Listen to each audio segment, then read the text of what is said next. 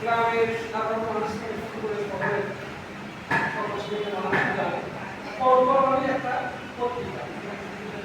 পরপর এটা প্রচার প্রসারের জন্য ব্যবস্থা প্রচারের জন্য সেটা এটা এমনিতেই সামনের দিকে এগিয়ে গেছে।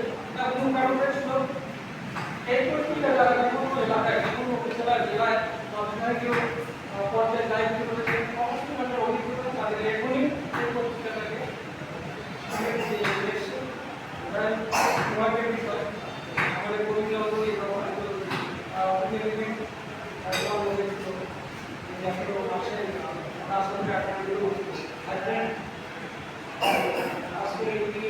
আমি